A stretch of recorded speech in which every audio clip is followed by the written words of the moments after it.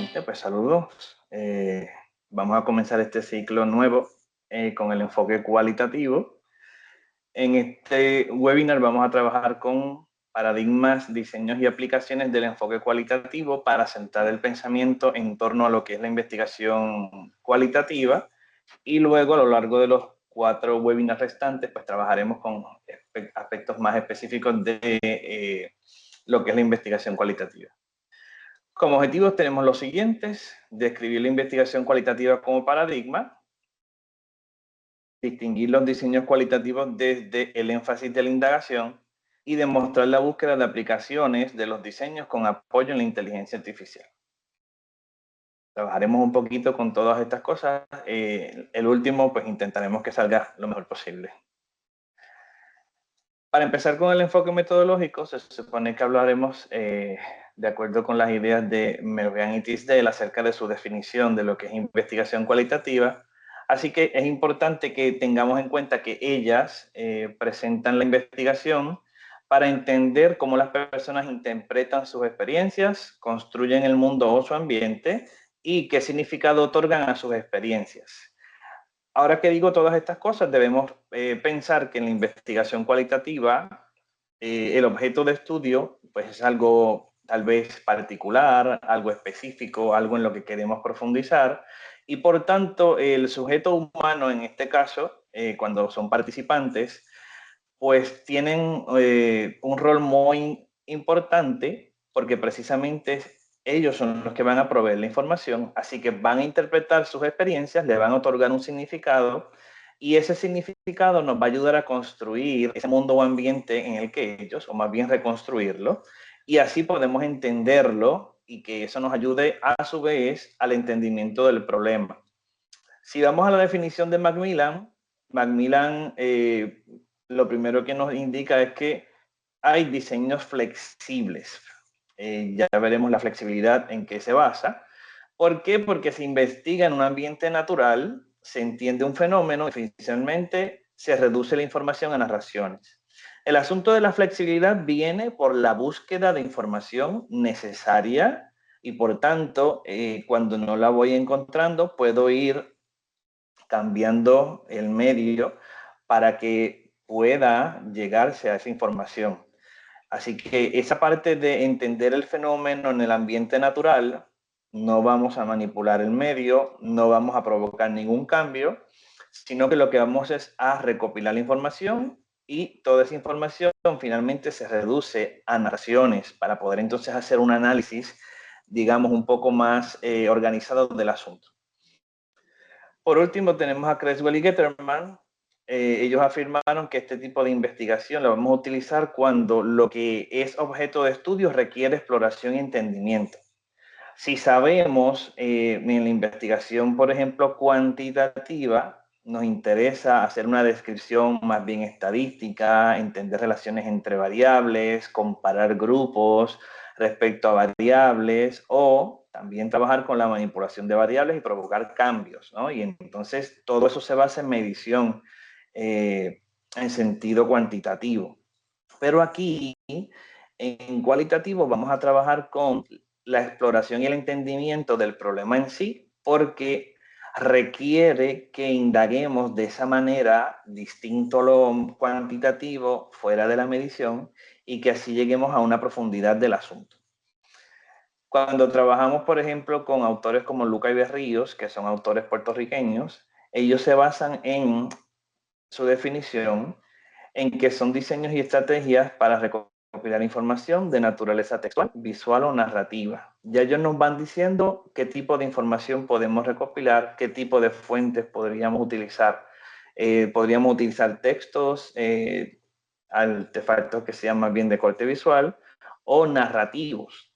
Y todo esto puede ser que un ser humano te lo comunique, como puede ser que un ser humano te lo provea, o que un ser humano ya lo haya dejado publicado de alguna forma. Entonces, vemos ya que lo que interesa son las cualidades de relaciones, procesos, actividades, situaciones o contenidos, y que vamos, por medio de esos tipos de fuentes que hemos visto antes, a encontrar ese entendimiento profundo. Así que por eso se conoce la investigación como naturalista interpretativa, pues precisamente ya hemos visto en definiciones anteriores del contexto natural, que vendrá por aquí, situaciones y ambientes naturales, y luego la parte interpretativa porque le vamos a otorgar un certificado, un significado a lo que los participantes de por sí otorguen en lo que es la investigación, al objeto de estudio, a su realidad, a la situación que se esté trabajando, la actividad, la relación, o sea, el proceso, lo que en sí sea objeto de estudio, pues el participante siempre le va a otorgar un significado y de ahí nos vamos a servir nosotros para hacer la interpretación. Por tanto, los aspectos naturalista e interpretativos se ven, en resumen, ambiente natural, libre de manipulación de variables para provocar cambios, y luego la parte de interpretación es a base de los significados que la misma fuente de información le otorga. Viendo un poco el asunto de los paradigmas y viendo la investigación cualitativa como un paradigma en sí misma, nosotros cuando trabajamos el concepto paradigma tenemos en cuenta estos tres elementos: ontología, epistemología y metodología. Cuando hablamos de ontología es la concepción de la realidad, o sea, la realidad, el ambiente en el que se vive, en el que se desempeña, en el que la investigación cualitativa va a tomar parte. Luego, ese entendimiento de la ontología lo vamos a tratar de entender por la generación de conocimiento. Epistemología es una parte de la filosofía que trabaja precisamente con la teoría del conocimiento. Pues por lo tanto, la epistemología nos va a llevar en el paradigma a saber qué tipo de conocimiento se genera. En el caso de la investigación cualitativa, sabemos que el conocimiento es más de corte narrativo, distinto a lo que es en cuantitativo la cuestión medición. Así que en este caso, pues, ¿qué tipos de conocimiento se genera? Pues el conocimiento se genera más bien por medio de ese diálogo, esa conversación, esa observación y todo esto que se reduce a las narraciones para entonces poder analizarlo. Pero ¿cómo llego a esas narraciones? ¿Cómo llego a ese conocimiento que estoy generando? Ahí entra el asunto de la metodología. ¿Qué métodos se utilizan para generar ese conocimiento? Y vamos a ver en otro de los webinars específicamente las técnicas que utilizamos y cómo llegar a desarrollarlas un poco también con medio de inteligencia artificial, pero viendo el asunto de la concepción, o sea, la inteligencia artificial sin más, pues necesita de nosotros para poder generar precisamente lo que necesitamos. Así que entendiendo la realidad, construyendo el conocimiento o generando conocimiento por medio de un método específico, pues llegaremos a entender la investigación cualitativa como un paradigma en sí misma. Sabemos que la realidad en investigación cualitativa es una realidad múltiple o plural, es una realidad cambiante. Luego, por medio de la epistemología, ya dijimos que vemos que se construye el conocimiento a base del diálogo, a base de la observación, que se reduce finalmente a narraciones para entonces hacer su análisis y que hay unas técnicas específicas en cualitativo que conocemos. Entrevista, que sería lo más utilizado, grupo focal, cuando esa entrevista ya se hace en grupo, la observación, y tenemos tipos de observación diversos, y luego entraríamos a otros que no tienen necesariamente que ver con un ser humano al momento de recopilar la información, que sería el uso de documentos o el uso de artefactos diversos, en los que entran asuntos audiovisuales. Podríamos ver un artefacto como una tinaja, una obra de arte, pero también podríamos ver un podcast, podríamos ver una canción, una música escrita.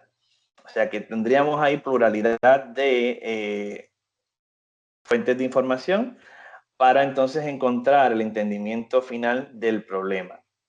Ahora, dentro de la investigación cualitativa tenemos al menos dos paradigmas que ayudan a entender al investigador cómo llegar a ese asunto del entendimiento del problema en sí, que es objeto de estudio en esa investigación. Y lo primero que vamos a trabajar es el constructivismo y luego la teoría crítica. Quiero hacer la salvedad de que a pesar de que existe una forma para promover el aprendizaje en educación, que se ve y se estudia el constructivismo, en este caso no lo estamos trabajando de esa manera. En este caso se trabaja con la construcción en sí del conocimiento, cómo se construye, y no tanto el aprendizaje, cómo llegamos hasta él. Y la teoría crítica ya la veremos bien claro, que es para atender unas cuestiones específicas dentro de lo que es investigación cualitativa. Pasamos entonces ahora a las características del constructivismo y la teoría crítica para que a su vez entendamos por qué en la investigación cualitativa se trabaja de la manera en que se trabaja y la identidad que va teniendo la investigación cualitativa a diferencia de la investigación cuantitativa. Si vemos el constructivismo, básicamente vamos a ver lo que le dijimos antes, la realidad es subjetiva, plural, cambiante. El ambiente, la situación, la actividad, la relación que estamos buscando, todo esto tiene que ver con una realidad en la que se desempeña el sujeto, que puede ser también objeto de estudio, o la realidad en la que está inmerso el asunto, digamos, la fuente no humana, pero que el ser humano a su vez dejó plasmadas sus ideas en ella. Un podcast lo construye un ser humano, una obra de arte la realiza un ser humano, cualquier artefacto también viene, aunque sea por apoyo con máquinas o con algún asunto de inteligencia, que hoy día vemos inteligencia artificial también en el trabajo, pero el ser humano siempre está detrás dejando su proceder, hacia dónde se mueve. Así que todas las ideas de alguna forma se ven en una realidad cambiante y vemos que eso que cambia es precisamente porque vamos también cambiando en conocimiento, vamos cambiando en maneras de pensar, vamos también madurando como sujetos y eso hace que sea cambiante. ¿Por qué es plural?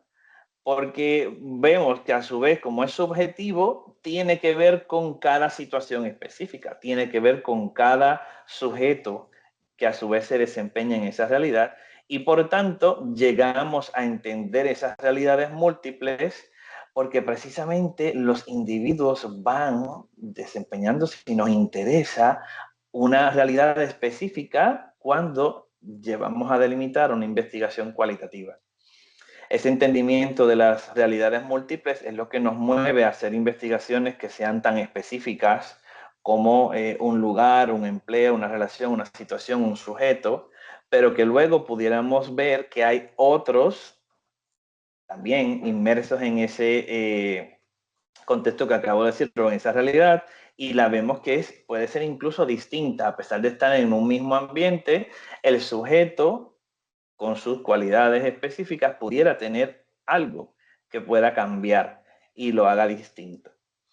Después vemos elementos únicos y compartidos en el sentido de que la parte única ya la acabo de explicar, pero lo compartido puede ser que dentro de un ambiente, de un escenario, de un contexto específico, haya distintos elementos, viendo esos elementos como unidades o fuentes de información y pudieran ser sujetos humanos. Cada ser humano tiene una realidad en la que vive, una forma de ser, una forma de pensar, unas tareas para realizar en ese contexto en el que estamos trabajando ahí. Y por eso pueden ser cuestiones únicas, pero a su vez pueden compartir entre sí cualidades.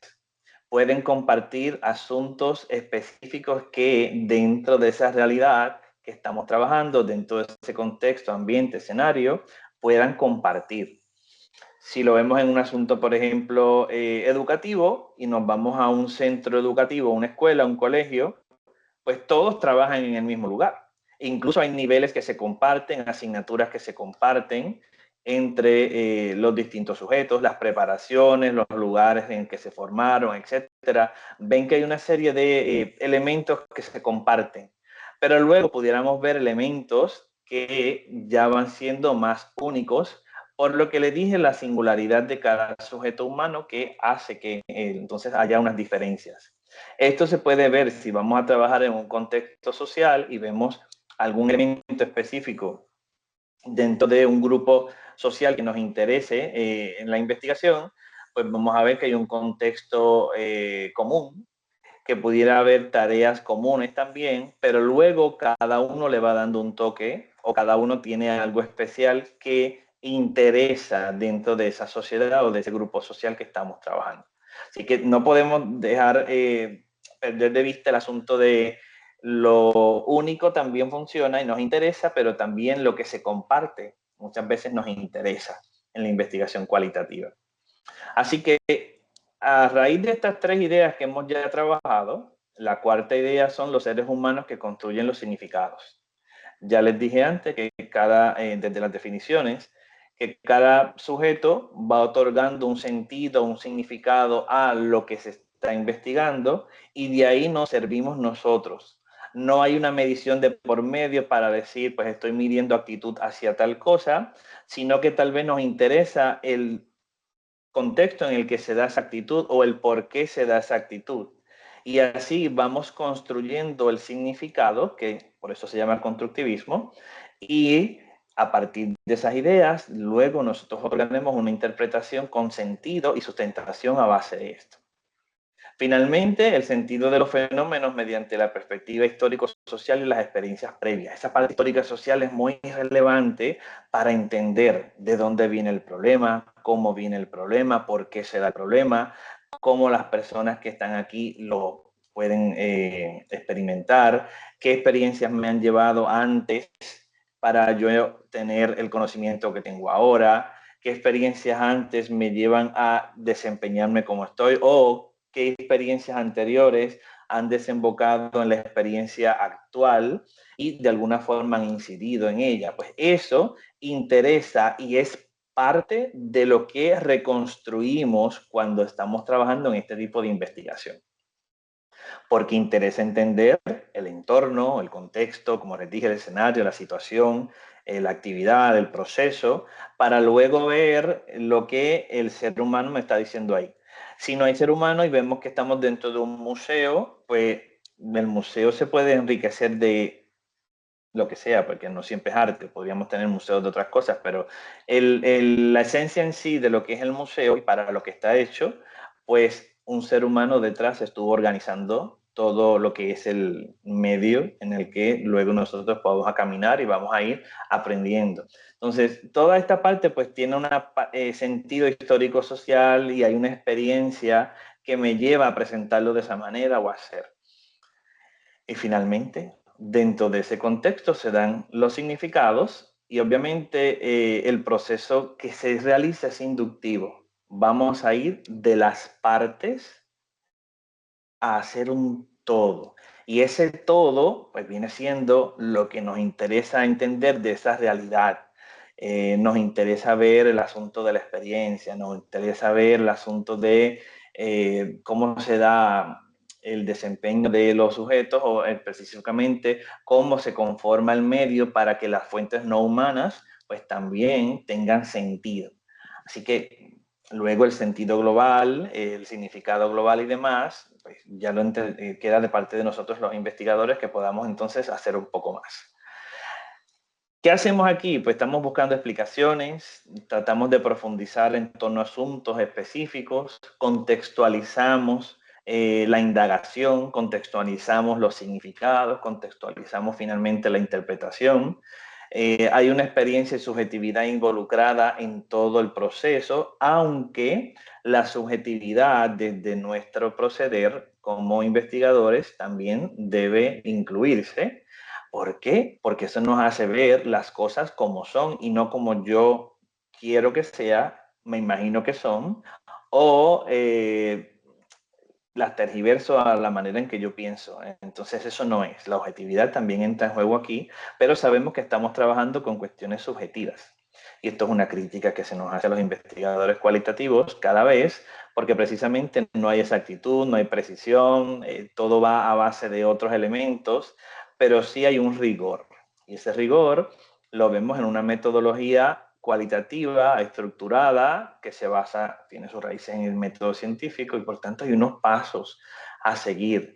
No son unos pasos en sentido estricto que uno me lleva a otro necesariamente, que puedo tener una flexibilidad entre ellos, pero sí hay un rigor. Así que tenemos yo diría unos 8 diseños de investigación diversos que los vamos a ver hoy mismo y eso nos va a ayudar a diversificar, pero a su vez hacer más específica la investigación cualitativa. Autores relevantes, los clásicos, Guba y Lincoln, son unos promotores de la investigación cualitativa, sus cualidades, su identidad.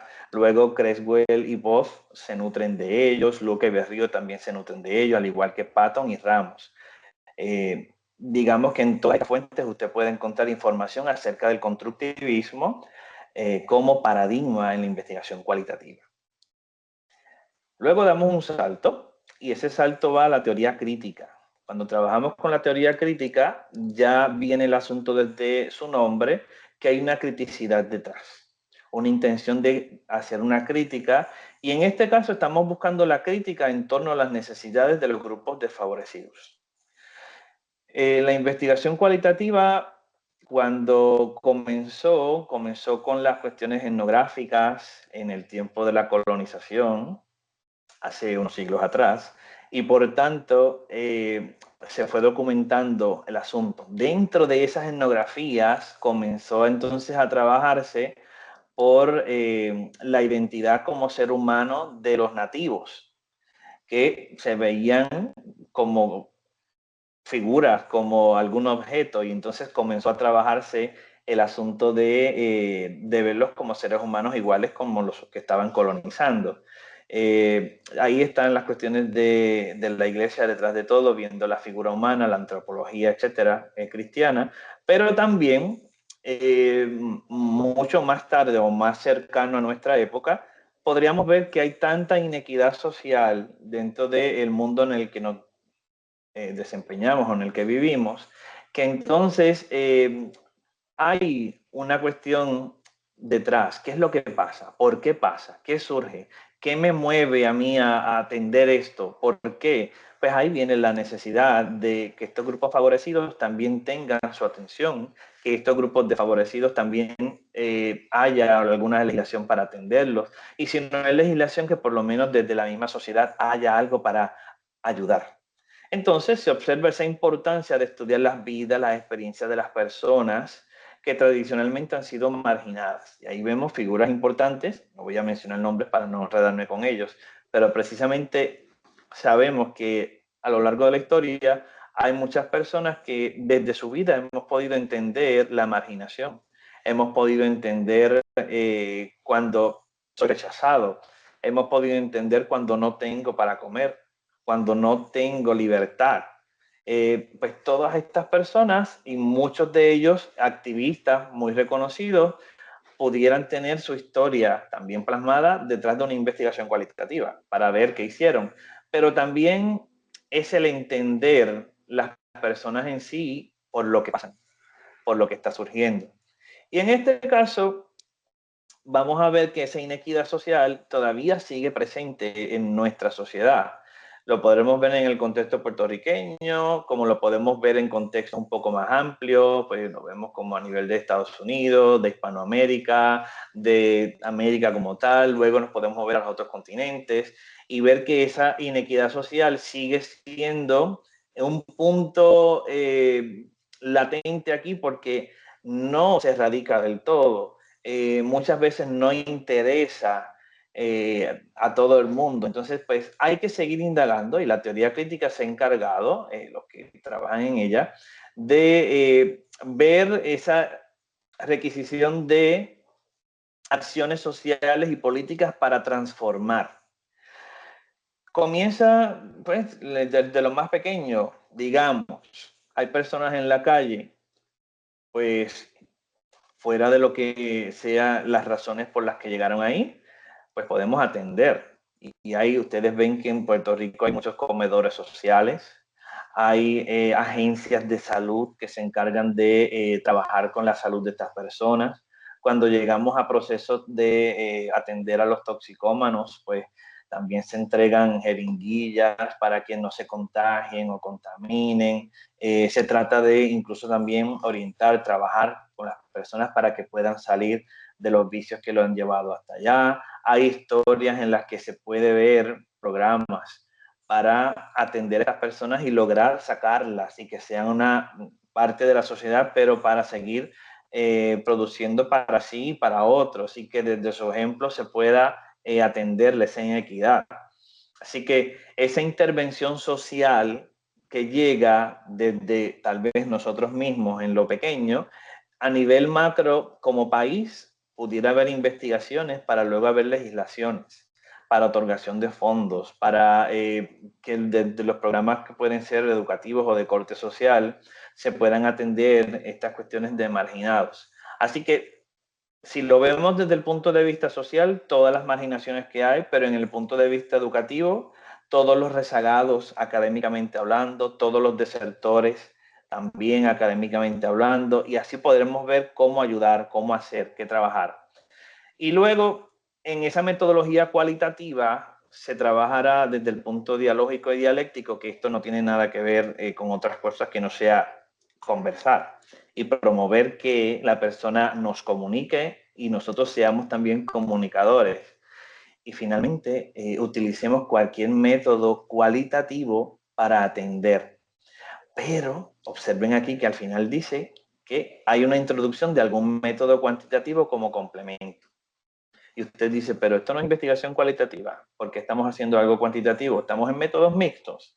No necesariamente, estamos en métodos mixtos porque no estamos buscando una inferencia estadística, no estamos utilizando estadísticas específicas para promover el entendimiento de comparaciones, de relaciones, de predicciones en el sentido de medición, sino estamos trabajando con frecuencias, porcentajes, para que podamos contabilizar lo que hacemos, con quién trabajamos, cuántos son, qué se hace, en qué momento, cuánto tiempo. Y eso es lo que nos interesa. Por eso se complementa muchas veces con algo cuantitativo para que acompañe esta narración cualitativa. Y lo mismo que dije antes, vemos aquí autores en los que se trabaja. Mertens es una de las autoras también promotoras aquí, a pesar de que están esas publicaciones en años muy recientes. Lo mismo da Kemis y McTaggart. Podemos verlo también en el asunto de la investigación de corte social. Entonces, todo esto pues ayudará a que se pueda ver desde la investigación cualitativa la importancia que tiene lo cualitativo para el entendimiento, para la profundización en estas áreas. Y como paradigma cualitativo, ya vemos que a su vez estos dos paradigmas pues ayudan a entender el por qué se realiza investigación cualitativa, cómo se realiza la investigación cualitativa y la identidad que puede tener a diferencia de otros paradigmas en el sentido cuantitativo. ¿Dudas, crisis, lagunas, preguntas?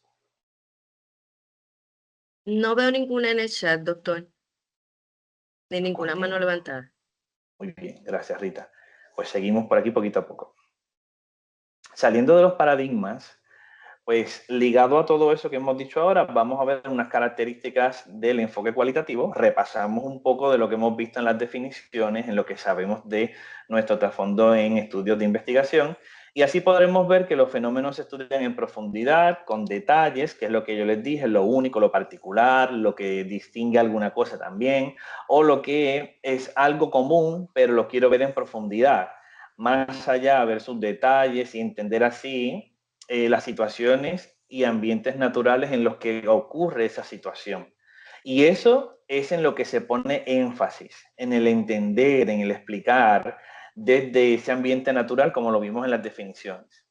El foco de atención ya lo vemos que está en la cualidad, o sea, la cualidad no es otra cosa que las características, los elementos que conforman el asunto de acciones, relaciones, materiales, situaciones, procesos o ideas, o más cosas, ¿bien? Que se reduce a estas que son las que más investigan, pero pudiéramos ver que cada vez que observemos la cualidad o las características de lo que es objeto de interés, estamos haciendo una indagación cualitativa que nos lleva al entendimiento de lo que está ahí. Y vamos a ver que dentro de esas acciones, relaciones, materiales, situaciones, procesos o ideas, a su vez hay una acción detrás. Y vamos a ver cómo se da esa acción, por qué se da, qué contenido está muy asociado con esas acciones que pudiéramos recopilar para hacer esa intención de la investigación una realidad y entenderla. Y a su vez, pudiéramos ver otra parte de esa intención, que es la intención de quien comunica y lo que comunica. Así que cuando indagamos con un ser humano, la intención que está detrás en el contenido que expresa acerca de su desempeño en la situación que sea, pues cobra una importancia singular. Por otro lado, podemos ver el requerimiento de la exploración o el entendimiento, que también lo vimos desde las definiciones, y ese ambiente natural en el que se profundiza, pues nos hace ver el asunto de que no vamos a provocar un cambio, que no nos interesa manipular el medio para ver el cambio y así entenderlo. No, ya el cambio tal vez sucedió o el cambio está por ocurrir y yo me daré cuenta con esa exploración o entendimiento, porque me interesa saber las cosas tal y como están, qué es lo que está ocurriendo o qué ha ocurrido o por qué ha ocurrido. En el caso de esa indagación, pues precisamente dijimos en algún momento que los métodos sirven al investigador. Entonces, nosotros como investigadores podemos ir moldeando la manera en que vamos indagando para encontrar la información que se necesita, porque nosotros no estamos sometidos a un método solamente. ¿Bien? Nosotros podemos combinar los métodos. Si un método no me funciona, lo puedo cambiar y utilizar otro. A veces es más pertinente utilizar, y vamos a ver aquí una diferencia rapidito. Muchas veces vemos que los sujetos son más tímidos, son áreas que se están investigando por primera vez, y entonces cabría mejor utilizar un grupo focal para que en la compartición de ideas y de experiencias, en esa interacción que se da, se pueda promover la generación de información mucho mejor que si se entrevistan por separado. Así que ahí vemos la diferencia entre uno y otro y que yo puedo ir moldeando. Tal vez yo planifique y dije, yo voy a entrevistar. Luego digo, bueno, son 20 personas a las que yo pudiera entrevistar. ¿Por qué no hacer 2 grupos focales? Ver el asunto de la interacción con 10 sujetos a la vez. Minimizo tiempo, pero a su vez no es tanto minimizar el tiempo, sino ver la utilidad que tiene el grupo focal a diferencia de la entrevista. Y usted dice, voy a estar entrevistando y tal vez sea pertinente entrevistar, porque así cada uno me va diciendo, pero si lo hago con grupo focal, tal vez la indagación y la recopilación de información sea más enriquecedora, sea más, digamos, más completa, que muchas veces en la indagación individual se nos queda un poco expuesta la información, las ideas no fluyen, la persona me contesta, pero tal vez si escuchó a otra persona que dijo algo, la persona se recuerda de algo que también ocurrió similar y lo puede trabajar o puede contraponer a lo que el otro digo. Y eso no se da necesariamente cuando se hace individual. Así que cuando planificamos pensamos tal vez una cosa, pero puedo ir moldeando cuando yo veo que no encuentro la información que necesito. Y eso es lo ideal, que sepamos muy bien el tener esta parte de la necesidad de información. Más adelante va a venir en la presentación, pero es bueno que lo tengamos claro. Y esto ya lo vimos, o sea que no hay medición numérica. A pesar de que yo pueda introducir algunos datos para complementar, la medición numérica es algo principalmente de la investigación cuantitativa. Aquí lo que vamos a hacer son indagaciones y profundizaciones por medios que no sean más bien numéricos, porque nos ayuda a llegar en profundidad a donde necesitamos llegar. Así que esas cualidades las podríamos ver mejor de esta manera. ¿Qué más? Los hallazgos se presentan de forma narrativa. Sabemos, ya les dije que muchas veces para facilitar el análisis, todo se va reduciendo a narraciones. No es lo mismo colocar una foto. El otro día en clase, pues yo lo hago simplemente para provocar el intercambio de ideas. Y en clase había una persona de comunicaciones y me dice, es que yo soy de comunicaciones y esa foto si yo la fuera a ver desde el punto de vista sin contexto, porque la foto yo la coloqué simplemente sin explicarla, sin saber qué, pues la situación que se estaba viendo en la foto era algo de marginado, por ejemplo, pero se veía personas con objetos de valor, por ejemplo, un reloj de marca, o una cuestión de oro, y entonces usted dice, pues estamos trabajando con personas marginadas y yo voy a dar ese ejemplo de lo que es el capitalismo, lo que es también la lucha entre las clases y la diferenciación, todo eso, no sería lo mejor. Y claro, yo dije, bueno, y si yo le doy una explicación a la foto, pues el argumento tal vez que ella presenta cobra más valor, porque yo podría haber dicho que la foto estamos atendiendo a personas que tienen hambre, que no tienen casa, no tienen hogar y le estoy dando comida. Pero quien va a darle la comida es una persona, digamos, con medios. Y para ese contexto, pues vamos como que a tener los medios aquí muy presentes y las personas que van a ver, que se consideren aún más pobres, más desvaloradas, más desfavorecidas, y que tiene que venir esta persona con más medios para atenderme. Y tú dices, wow, claro, me lo estoy inventando ahora mismo, es algo que surge, pero para que vea que eh, si no reduzco la foto a una narración que explique el porqué de la foto, el contexto de la foto y demás, pudiera haber pluralidad de interpretaciones, y entonces el asunto de utilizar la foto como una fuente de información, pues se me puede tergiversar y llevarme a algo que no es. Así que cuando hacemos esto, pues promovemos que cuando yo tenga el asunto de evidenciar la credibilidad, yo pueda decir, aquí está la foto, porque se puede incluir obviamente esa fuente para que se evidencie de dónde viene mi interpretación. O en el caso de que sea una entrevista, pues yo colocaría allí un fragmento de la entrevista para que se vea de dónde viene la interpretación que yo hago, que es el significado que el participante otorga, o la fuente de información también tiene en sí misma. Pues entonces, esa credibilidad podría aumentarse si yo tengo entonces esos dibujos, diagramas o fotografías, como aparece aquí en segundo lugar, con una breve explicación que lleve al lector a entender el asunto de la inclusión de la foto como evidencia de credibilidad. También puede haber tablas para resumir información, ya le dije, o de las citas directas, así que cuando trabajamos en investigación cualitativa, el rigor metodológico para que se pueda decir que el análisis que se hizo de la información recopilada tiene sentido, tiene validez, tiene, digamos, en otro caso, la interpretación con calidad, que es la palabra que utilizamos en cualitativo, pues pudiera incluirse todos estos asuntos y esa credibilidad aumenta. Pero si no lo tengo, si yo me lo estoy inventando, que es lo que muchas veces podríamos dejar a entender cuando no hacemos esta investigación lo mejor posible para evidenciar todas las fases con el rigor que trabajamos. Y luego las conclusiones se aplican entonces solo a los participantes del estudio. Es algo que hay que entender, porque a pesar de que yo pudiera aplicar mis hallazgos a contextos o sujetos similares, obviamente hay que ser bien rigurosos en las características de estos contextos y sujetos, la intención de la investigación cualitativa no es generalizar a la población completa. Muchas veces nos interesa lo único y particular, y eso se refleja en algo pequeñito de esa población que no tiene nada que ver ni representa a todos los que están en esa población.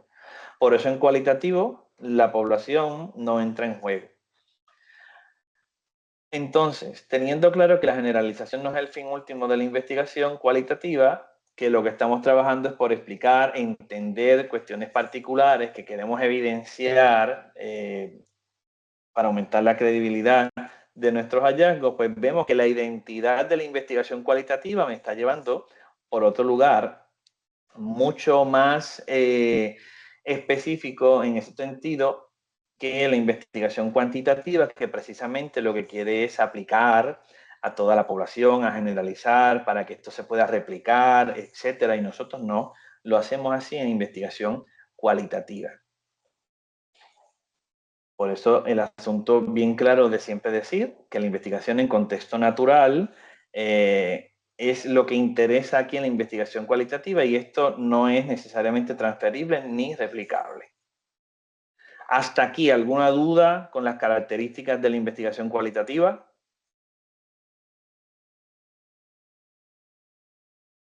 No veo ninguna pregunta, doctor. Ninguna mano levantada tampoco. Muy bien, gracias. Pues entonces veamos todo lo que hemos dicho en las características, ahora lo vamos a entender en una forma visual, viendo el asunto que este autor, que muchas veces lo critican también por ser un poco cuantitativo, en sus planteamientos, porque como que quiere ver que la identidad de la investigación cualitativa pues tiene una sombra cuantitativa, pues en este caso él también presenta que los diseños son flexibles más que rígidos y que es un proceso inductivo, distinto a una secuencia de pasos que se derivan de una decisión inicial. Esto de la decisión inicial es cuantitativo. Usted dice que va a medir, busca información teórica y conceptual para definir variables, luego tiene la medición ya, digamos, hecha, planificada, la lleva a cabo y analiza. Si se fija, hay una secuencia de pasos rigurosamente y me llevan. Usted no dice, espérate, que no me funcionó esto, vamos a cambiar. Allí no. Allí empezamos porque como todo está bien preciso y exacto, listo para un contexto específico, pues eso es más rígido. Aquí la flexibilidad la vamos a ver a pesar de tener esa secuencia de pasos. Nosotros en cualitativo siempre vamos a partir de un problema. Usted no puede empezar por la solución o por encontrar hallazgos y después ir al problema y así. O sea, hay una secuencia lógica. Ya les dije que partimos de lo que es el método científico y hay una secuencia de pasos lógica, pues aquí lo vamos a trabajar. Pero voy, establezco mi problema, lo presento, lo evidencio, lo tengo todo bien, digamos, sustentado. Tengo unos propósitos que luego se transforman en preguntas de investigación, perfecto. Y ese siempre va girando a un énfasis en la indagación y por tanto elijo un diseño. Pero ¿qué sucede cuando voy a recopilar información? Con la técnica que sea, tal vez me doy cuenta que no estoy recopilando la información que necesito. Y entonces digo, ¿será que no planteé bien el problema? ¿Será que el problema tiene algo y yo me estoy yendo por un lado y el problema que necesito ver aquí es de otra manera para que se pueda, o de otra perspectiva, para que pueda yo generar la información que necesito? Y usted dice, pero profesor, me doy cuenta tan abajo, o bueno, en el cuarto paso, viéndolo en este diagrama. Pues sí, porque no es hasta que usted se pone a buscar información que se va a dar cuenta que funciona o no funciona, o estaba bien dirigido o no el asunto. Uno piensa que sí.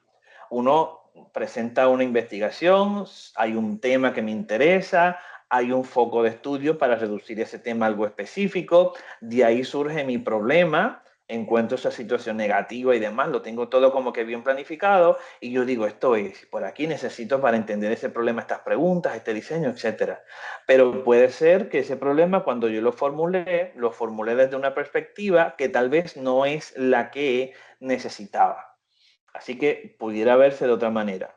Un ejemplo clásico para esto, usted está viendo un problema desde la perspectiva de un sujeto, pero el problema se tiene que presentar desde la perspectiva de otro tipo de sujeto. Si lo presentamos en cuestiones educativas, pensamos tal vez en maestro, instructor, profesor como problema, pero tal vez el problema no está ahí y el problema había que presentarlo desde la perspectiva del estudiante. O tal vez ninguno de esos dos y la perspectiva era desde el currículo por el que estamos trabajando en esta asignatura específica.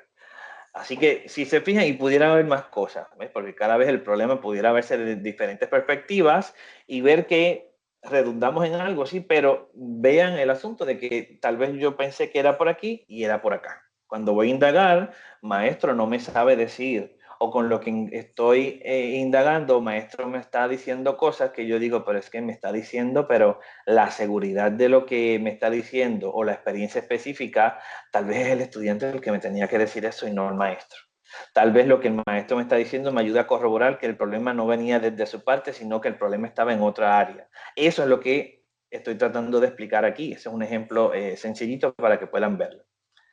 Pero puede ser que todo estuviera bien en problema, pero cuando yo formulé las preguntas, yo pensé que con esas preguntas de investigación iba a generarse una información o dirigirse al proceso de generar la información bien, pero lo mismo, cuando voy a recopilar información, yo digo, no, es que estas preguntas no, porque lo que estoy indagando, estoy dejando fuera tal vez un aspecto específico del proceso, estoy dejando fuera un sujeto, estoy dejando fuera otro elemento, así que eso es lo que debo plantearme. Yo digo, el problema yo entiendo que está bien, pero lo que estoy preguntando o como estoy indagando en ese sentido, al raíz de las preguntas, no está bien. ¿Qué pasa?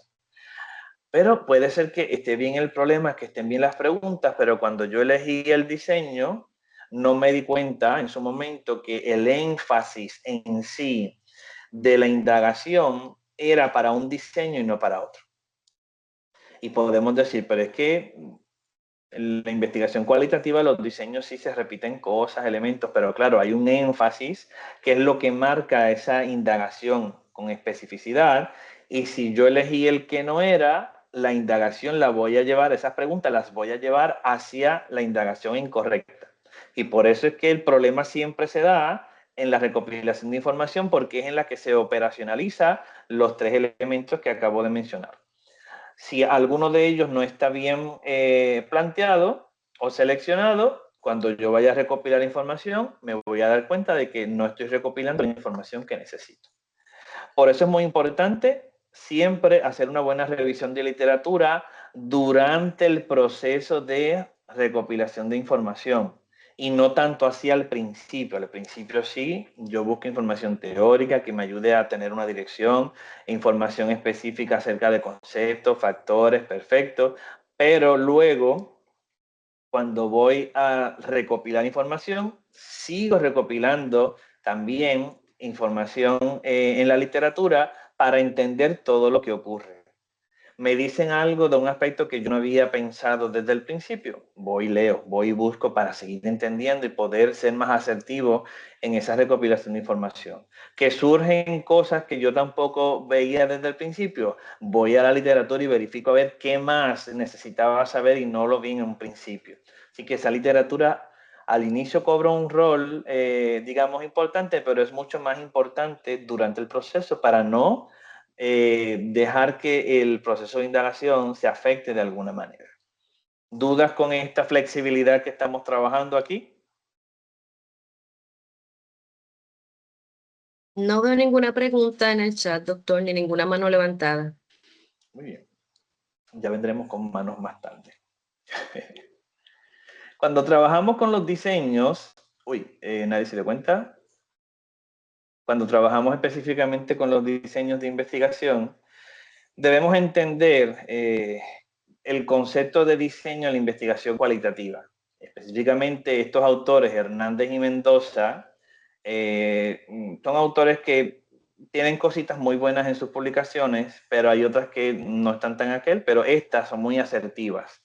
Cada estudio cualitativo es por sí mismo un diseño de investigación. Y usted dice, ¿y esto? Pues precisamente porque no hay dos investigaciones iguales, a pesar de que estemos investigando lo mismo, tal vez lo que interese es una perspectiva diferente al investigador, más el toque que le da al investigador de acuerdo con el interés de lo que tiene que hacer en esa investigación o lo que pone interés en esa investigación, lo hace diferente. Así que cuando trabajamos que estudios pueden compartir similitudes, pues digamos, técnicas, sujetos, contextos que sean similares, pero no existen réplicas en sentido cuantitativo. Aquí no hay control de variables, aquí no hay una medición precisa y exacta con lo que estamos trabajando y por tanto cuando voy a replicar puedo encontrar cosas diferentes en el momento de hacerlo otra vez. El término diseño siempre va a adquirir una acepción diferente porque en realidad el abordaje que se da, veo que hay una preguntita por ahí, ya mismo la atendemos. El abordaje que se da, ese acercamiento que hacemos cualitativo, es lo que me va marcando un poco el asunto del diseño en sí y no tanto la rigurosidad que vimos de pasos como en cuantitativo, que una cosa se tenía que hacer antes que la otra en el sentido estricto. Y esto está muy atado con la siguiente cita, que es las fronteras o límites entre tales diseños son relativos porque realmente no existen. La mayoría de los estudios comparten elementos. O sea que un diseño y otro de alguna forma están yuxtapuestos o están unidos porque se utilizan técnicas similares, porque lo que diferencia entre uno y otro es algo específico en la indagación o el énfasis que estoy dando, pero se comparten muchos elementos. Así que todas esas similitudes que había desde el principio en la definición de Hernández y Mendoza, finalmente terminan haciendo esta afirmación de que esa frontera, o sea, vemos la investigación cualitativa como algo, digamos, único, y que dentro de ahí, pues los acercamientos es lo que me va a ir dando y esa énfasis me va dando entonces alguna diferenciación, pero en todos hay indagación cualitativa, en todos puede estar presente, por ejemplo, la experiencia, pero solamente en uno voy a buscar el significado de esa experiencia. En todos puede haber cosas únicas y particulares, pero solamente me interesa en el estudio de caso profundizar en esto. En todos puede haber elementos de compartición entre los sujetos y demás, pero tal vez en teoría emergente y en etnografía es en los que yo profundizo en esos elementos. Así que pudiera haber más cuestiones, que ya lo vamos a ver cuando veamos el diagrama. Y finalmente llegamos a Merian y Tisdale, que a pesar de todas esas cosas que dice Hernández y Mendoza, aquí el asunto principal es entender cómo la gente otorga sentido a sus vidas y las experiencias. Ven que las experiencias forman parte de cualquier diseño, pero solamente en unos que tienen esa parte específica de su significado. Así que en la investigación cualitativa, la dimensión adicional de la investigación es porque hay un énfasis específico en la indagación y el propósito de la investigación. Y por eso es que llegamos al nombre de un diseño con especificidad, no por otras cosas. Doctor La Vázquez, pregunta que había... sí, hay una pregunta que es de Giselle Rodríguez que dice, saludos, una pregunta que me suelo hacer es, ¿cómo armonizar la flexibilidad de la investigación cualitativa con los procesos, con los IRB? Ok, cuando hablamos de IRB viene siendo las juntas de revisión institucional, lo que conocemos nosotros aquí como el CIPCHI, por si acaso a alguien no le suena el asunto. Cuando trabajamos con esto, la flexibilidad obviamente llegará a un punto de que si cambiar una técnica, cambiar una pregunta de investigación, cambiar incluso la formulación del problema y que todo se sigue cambiando de alguna manera, ¿hasta qué punto la investigación entonces va a ser diferente?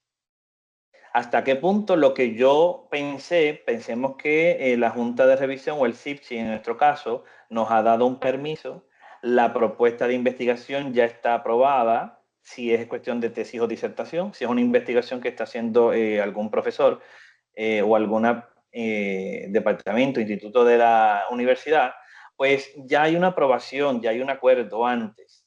Pues luego de ese acuerdo, ¿qué efecto tiene el que yo utilice una técnica diferente? Por ejemplo, cambiar de entrevista a grupo focal. Pues ahí, por ejemplo, hay un asunto que en un grupo focal la interacción que se da, pues la privacidad pudiera verse afectada porque cualquiera de los que esté allí presente pudiera comentar algo y no es culpa suya o no es a causa de que usted está divulgando información.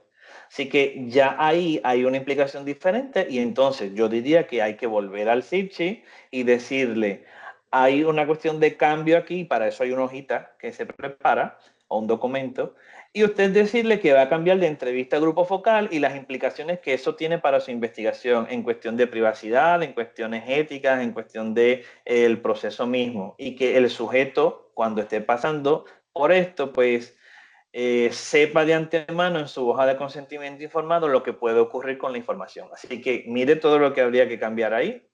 Consentimiento informado, esa hoja habría que cambiar la parte específica de la privacidad y lo que la persona se le va a solicitar que participe. Y finalmente, que recibamos nuevamente la aprobación para continuar. Ah, pero esto me puede dilatar el proceso. Ah, pero es que tengo que hacer, pues puede surgir. Y entonces ellos están muy pendientes y lo saben, que la investigación cualitativa puede pasar. O incluso en la cuantitativa pudiera haber un cambio, por la razón que sea. Pero en la flexibilidad que estamos hablando, todo aquel cambio que vaya más allá de lo aprobado y que necesite una reaprobación, tenemos que hacerlo. Así que no es algo que sea un trámite entonces tan amplio, a menos que el cambio sea demasiado, pero que sepamos que entonces nuestras cualidades como investigadores cualitativos pues deben representar ese rigor de la investigación cualitativa. Así que cuando el cambio sea necesario, cuando el cambio amerite algo más, pues bien. Si es que yo añado una pregunta de investigación y eso hace que yo añada unas preguntas a la entrevista, podríamos ver si esas preguntas no afectan la vulnerabilidad del sujeto, pues yo puedo seguir y no hace falta decirle así, mira, añadí 3 preguntas más. Incluso cuando trabajamos con entrevistas semiestructuradas, yo añado preguntas específicas para entender. Y eso tampoco se lo comunico a Sichi porque eso surge en el momento de la investigación. Y ya la persona sabe de antemano que si hay una pregunta que no quiera contestar, está con su libertad garantizada de que no contesta una pregunta. Así que vea lo distinto que es cambiar una técnica que implica algo más allá, a añadir una pregunta o 2 preguntas en la entrevista porque añadí una pregunta de investigación o porque una pregunta de investigación se eliminó, pues también elimine estas preguntas de la entrevista. Con este ejemplo, contesté la pregunta. Muy bien, Giselle, Sí. gracias. Pues perfecto.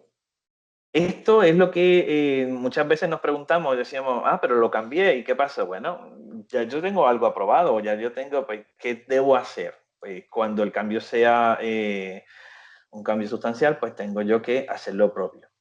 Bueno, pues entonces, vamos a ver los diseños. Si sufren más preguntas, así mismo las atendemos.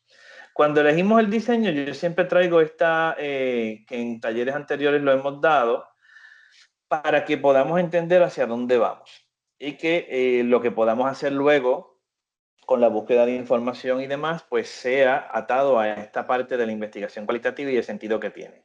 Veamos que todo esto que está aquí planteado es investigación cualitativa y vemos que todo se une por una línea debajo que dice énfasis en la indagación.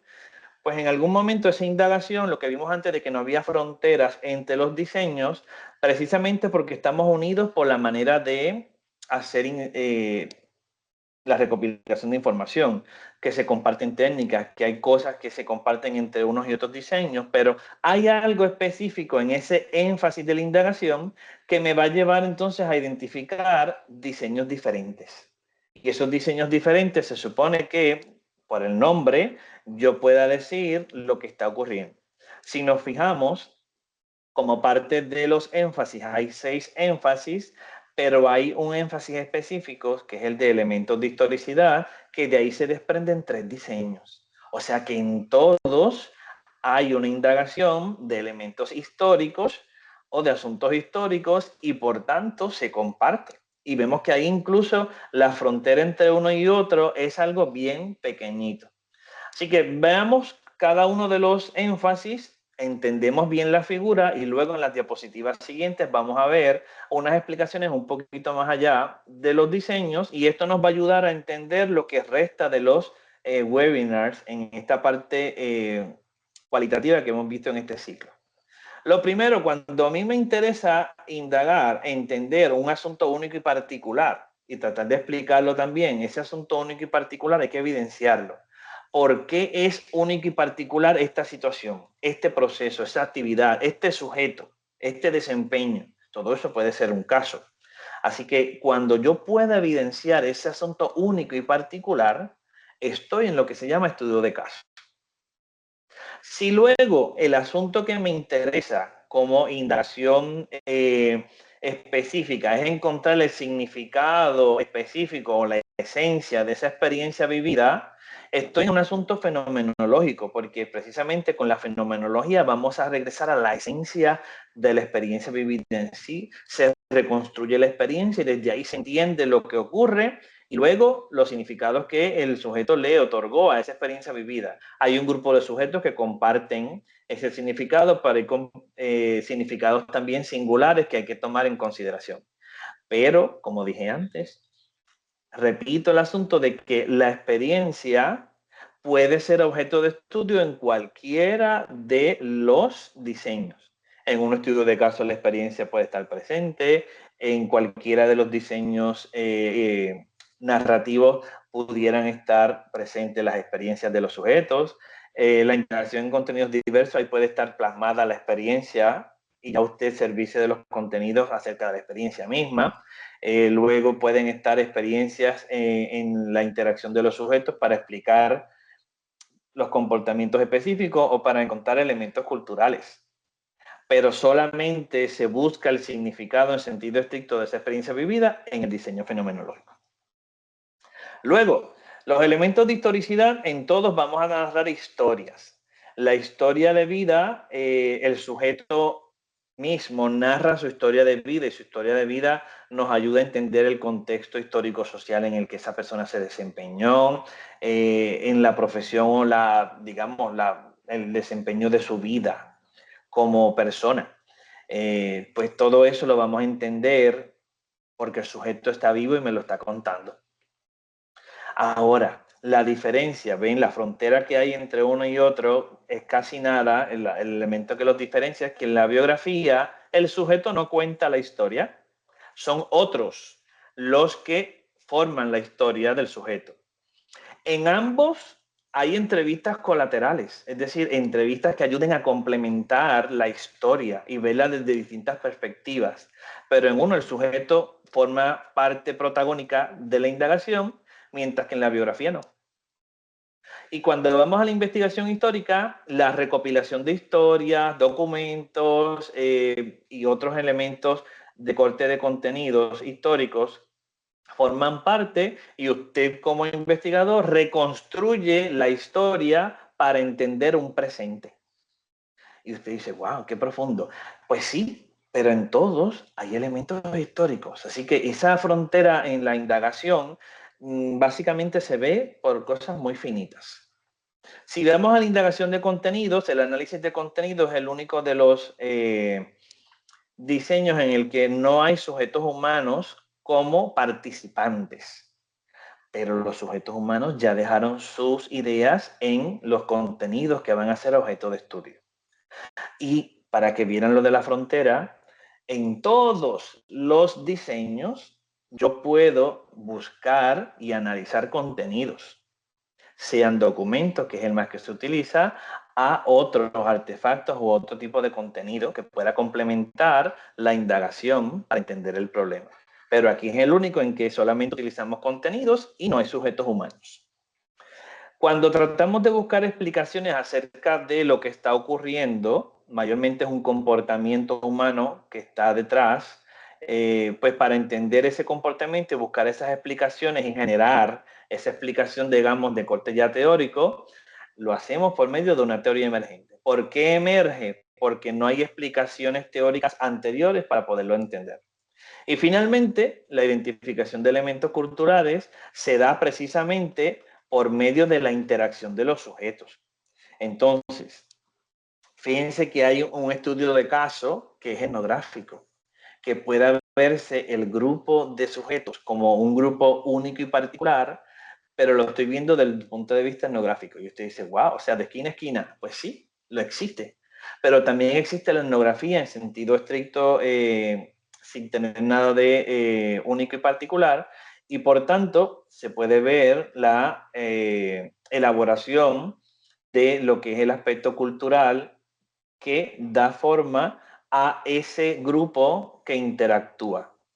Y veamos que la necesidad es entender por qué esas personas se distinguen de alguna manera, pero sin llegar a la distinción de estudio de caso, precisamente, sino cómo ellos se identifican culturalmente como grupo. Y en la parte cultural entran muchas cosas que las veremos cuando veamos el diseño en sí, en las diapositivas siguientes, pero que veamos el asunto de la indagación sigue siendo entrevistas, observaciones. No puedo hacer grupos focales porque en ese sentido, a menos que haga una reunión informal y que estemos trabajando, pero no se puede ver necesariamente como un grupo focal en el sentido de cómo lo hacemos, que hay anotadores, que hay una cuestión de un... bueno, el que está monitoreando el asunto, pero que él dirige el proceso, así que de la indagación. Esa persona pues, y las otras aquí no están en sentido estricto porque la indagación se hace de forma natural y usted se hace parte de ese grupo para entenderlo desde dentro. Y eso pues hace que los procesos de entrevistar la parte del grupo focal de observación, pues usted no sea tan obvio, porque las personas normalmente no saben qué está pasando hasta que alguien obviamente nos da el permiso para organizar el proceso, pero en sí el objeto de estudio lo protegemos desde la persona como tal que pudiera o encargar el asunto de la investigación o que está a cargo del lugar o de el asunto como tal de donde se ve esa interacción. Así que eso es lo que podríamos ver. Más adelante vemos estos asuntos de la cuestión de los permisos y demás. Teniendo eso, por eso es que tenemos estos 8 diseños. Hay, porque ustedes pudieran ir a otro tipo de talleres y demás, o webinars, y que vean que en cuestión de Estados Unidos, pues solamente se trabaja con la historia de vida como diseño y se llama diseño narrativo o investigación narrativa. Pero los autores Luca y Berríos distinguen entre estos 3 diseños y también lo ven como una técnica de indagación. Entonces, pudiéramos ver que depende cómo se presente el asunto de la investigación cualitativa. Pudiéramos ver, por ejemplo, que Creswell y Poff presentan 5 diseños solamente. El estudio de caso, el fenomenológico, el narrativo, la teoría emergente y la etnografía. Dejan fuera el estudio de análisis de contenido. Mayormente hay un autor que se ha dedicado a hacer ese análisis de contenido cualitativo como diseño. Mucha gente lo confunde con una técnica simplemente de análisis, como análisis de documentos y ya está. Y la biografía y la investigación histórica quedarían fuera, o el aspecto biográfico podría entrar como parte del diseño narrativo, como parte de la historia de vida.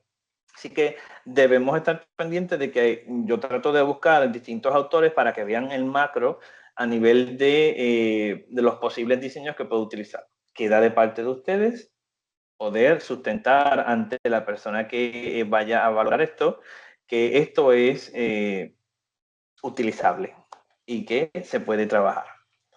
Vamos a ir viendo poquito a poco los diseños ahora. Si hay alguna pregunta con alguno de los diseños, pues la tendremos o la atenderemos en cada uno de los diseños en sí. Cuando trabajamos, esto se me fue un poco, el asunto de la investigación cualitativa, muchas veces se puede trabajar sin diseño.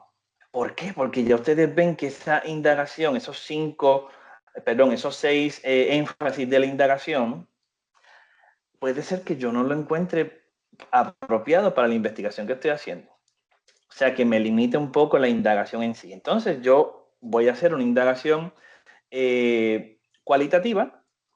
Esa indagación va a ser por cualquier técnica cualitativa, pero no va a tener un énfasis específico, sino que va a ser una exploración acerca de ese contexto natural de lo que está ocurriendo ahí. En ese caso, le llamaríamos a esto un estudio cualitativo básico y suele tener una modalidad exploratoria. Así que no le llamaríamos diseño de investigación, sino le llamaríamos modalidad de la investigación. Y quien trabaja esto es Merian y Tisdale, lo trabajan como una definición bien clara. Y se ven publicaciones que utilizan esta modalidad de indagación y precisamente le dice que no hay un diseño específico. Ya lo veremos ahora. El primero que tenemos, dice aquí bien claro, modalidad sin diseño para que nadie se equivoque, que es un diseño. Y ellas son las autoras que trabajan aquí. Estas autoras, pues precisamente presentan este tipo de investigación cualitativa en la que los autores de la investigación no especifican un diseño metodológico o no están atados a ese diseño metodológico en el sentido de la especificidad de la indagación. Así que es una indagación que se hace por medio de una investigación cualitativa o con un estudio cualitativo genérico, ¿bien? Que pudiéramos aplicarlo. El tipo como tal de investigación cualitativa más común es el estudio interpretativo básico, que es este que trabajamos aquí, porque muchas veces se utiliza esta investigación sin diseño y así pues no mencionamos un diseño específico. Cuando ustedes vean las publicaciones de artículos o en las disertaciones, en las tesis, que no hay un diseño, pues puede ser que estén utilizando esto sin saberlo, porque muchas veces no saben lo que están haciendo y caen en que tenemos una modalidad. Pero una persona que sepa, que haya venido a estos webinars, que tome las clases de investigación cualitativa y demás, pues pudiera dar con esta fuente en la que se le llama a esto modalidad de investigación y se llama un estudio cualitativo básico. Yo, una anécdota pequeña, estuve en un comité de disertación y uno de los miembros dijo, pero es que esto es una disertación y porque estamos utilizando algo básico. Y yo dije, bueno, es que es una investigación cualitativa en la que se explora, en la que no hay diseño y se le llama así, la autora le llama, las autoras Marianne y Tisdale le llamaron estudio cualitativo básico, ahora no lo voy a cambiar el nombre. No, pero es que en una disertación doctoral tienen que ser cosas más específicas, más elaboradas, porque es un doctorado, que no. Siguió dando unos argumentos que yo pensé, la persona no conoce de esta fuente de información y por tanto, para que el estudiante no se sintiera como mal en el sentido de, después que hemos trabajado esto así, ¿qué pasó? Yo lo tengo claro, yo lo estudié, pues yo le dije, nada, quitémosle la palabrita básico. ¿Le molesta? Pues vamos a quitarle que estamos haciendo una investigación cualitativa y como decía, un estudio cualitativo básico con modalidad exploratoria, le quitamos el básico y sonó de la manera siguiente. Un estudio cualitativo con modalidad exploratoria. La persona quedó contenta porque era doctorado, estaba muy bien, pero el básico no es porque sea una investigación que vamos a hacer una cosa sencilla. El básico es porque es lo más básico que pudiéramos hacer en investigación cualitativa porque no hay una especificidad detrás. Así que tenemos que saberlo defender cuando lo utilizamos porque mucha gente desconoce.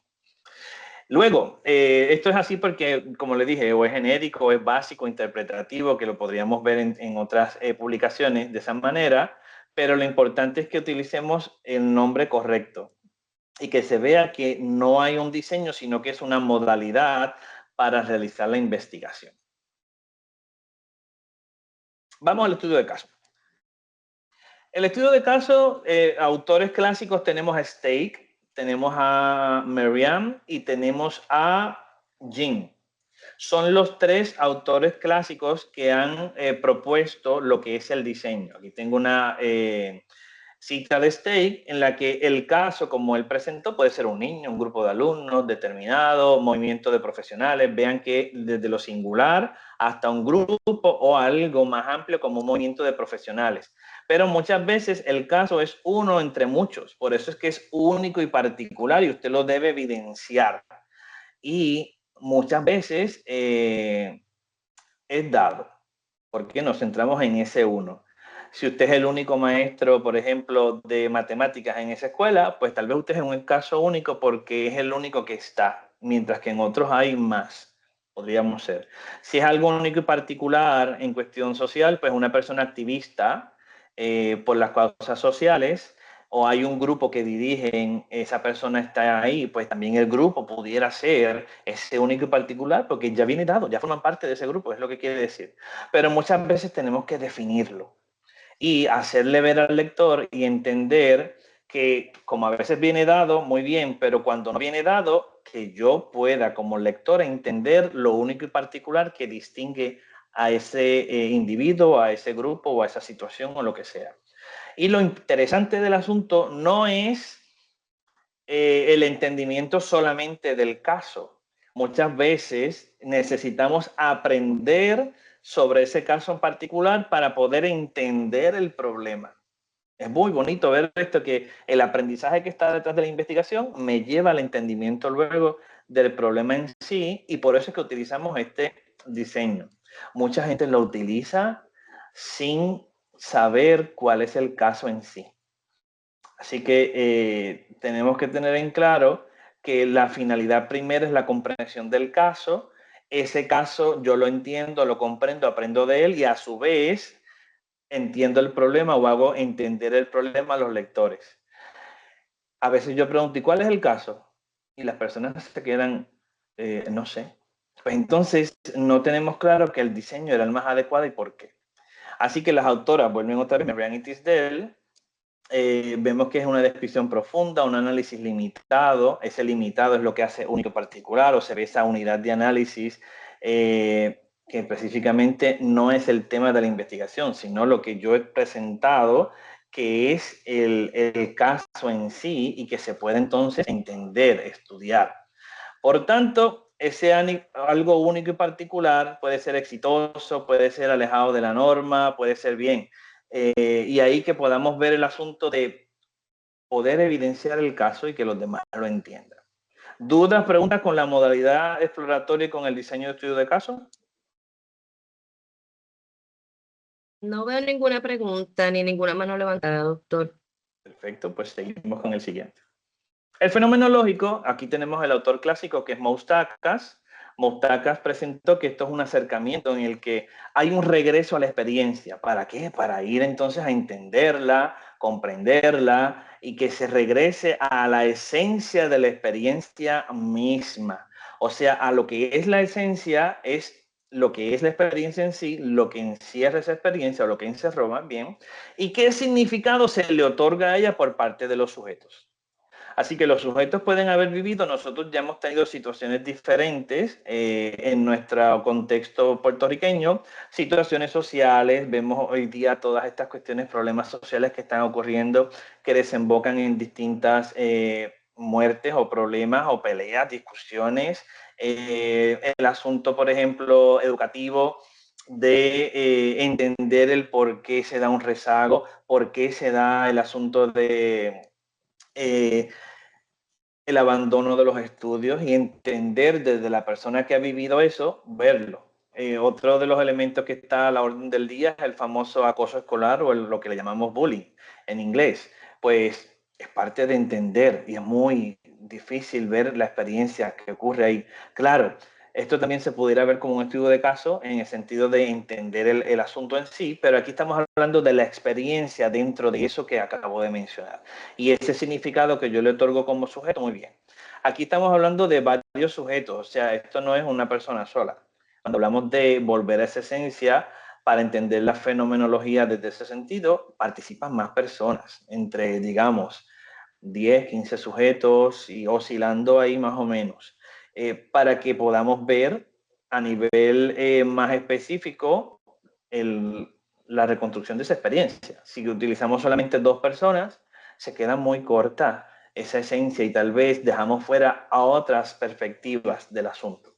Así que autores como Macmillan van a entender la experiencia como la perciben los participantes y asimismo se supone que en todos se tiene, que fue lo que dije antes, se tiene como objeto de estudio o se puede tener como objeto de estudio la experiencia, pero en el fenomenológico se pone especial énfasis en esas consecuencias de la experiencia humana para llegar a la esencia misma y el significado que ésta tiene. Así que se le da mucha voz al participante.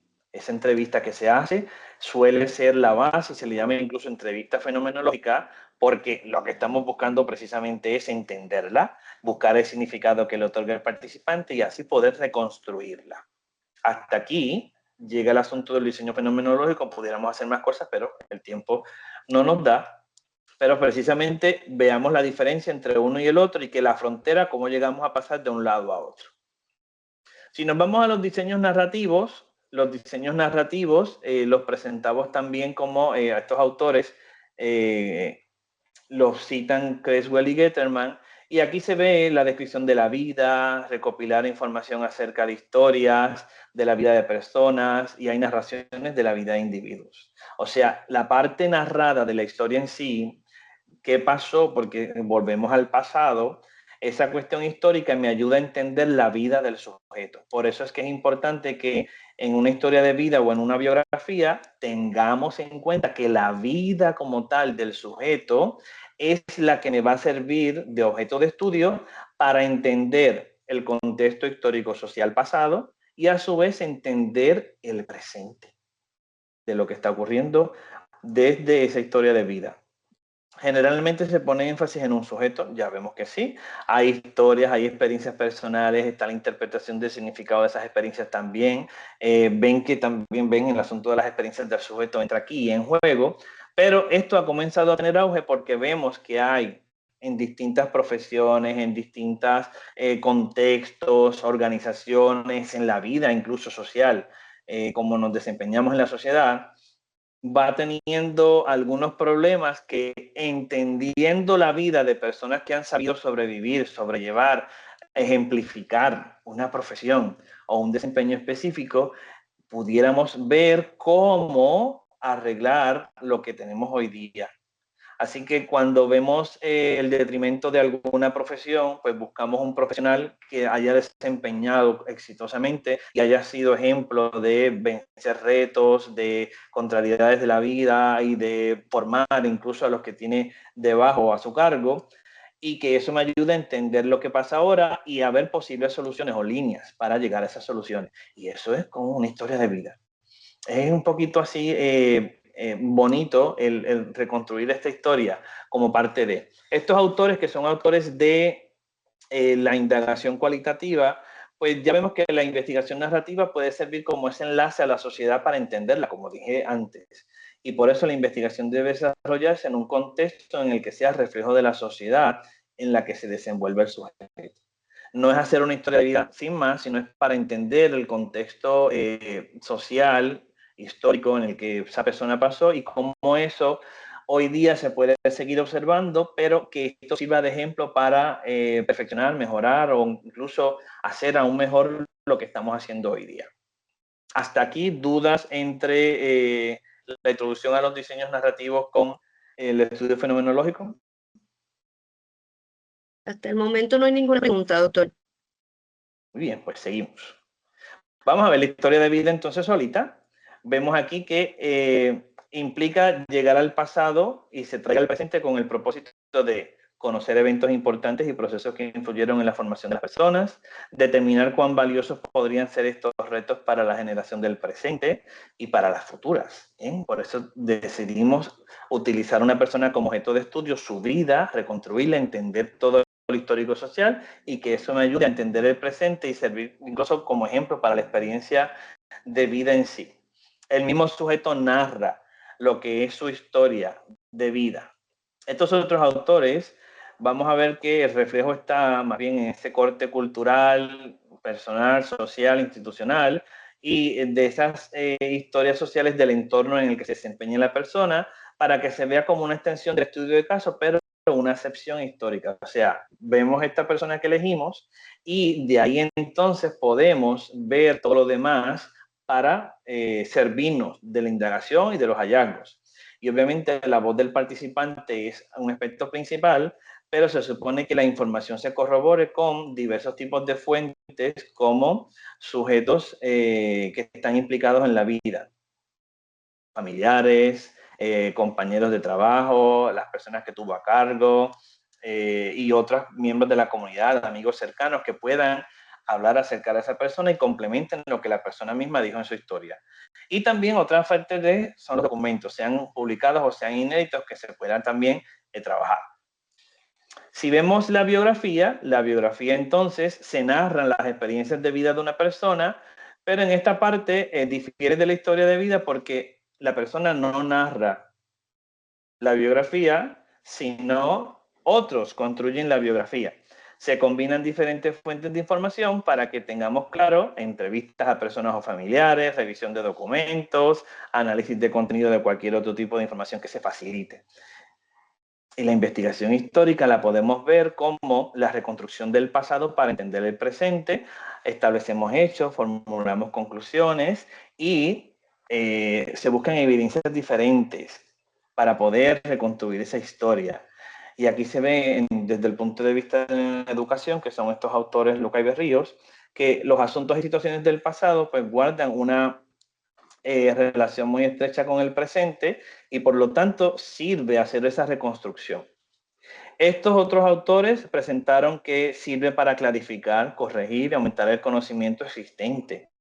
Y usted dice, wow, porque así entendemos lo que ocurre ahora, desde dónde vino, por qué estamos pasando lo que pasa ahora, porque gracias a que tenemos esa reconstrucción histórica. Y no es hacer historia en sentido de humanidades, es hacer esa reconstrucción histórica en sentido de una investigación con la que entendemos un asunto histórico y digamos también puede ser histórico-cultural para a su vez encontrar posibles soluciones a un problema del presente. Así que el proceso de la reconstrucción, pues tanto con documentos y demás se da como en las entrevistas con los sujetos implicados en esa historia que pudieran ver de forma sistemática todo lo que se trabaja ahí. Y pudiéramos entonces describir, explicar y comprender esas acciones o sujetos del pasado.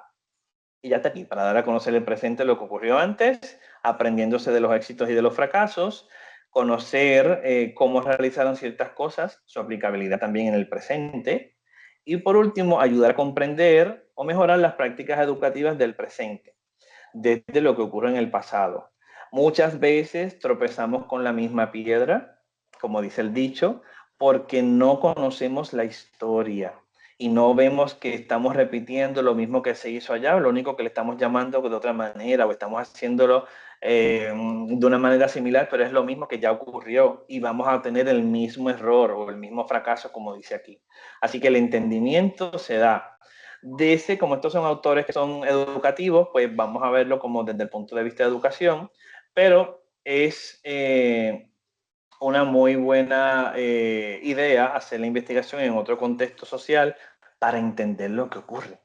Y así no tratar de repetir la historia, sino tratar de arreglar lo que vamos a tener como historia en el futuro. Ajá, tengo una pregunta, Giselle, pero no la veo completa. Sí, la pregunta de Giselle es, en la investigación histórica, ¿podría recopilarse información numérica y no necesariamente sería mixta?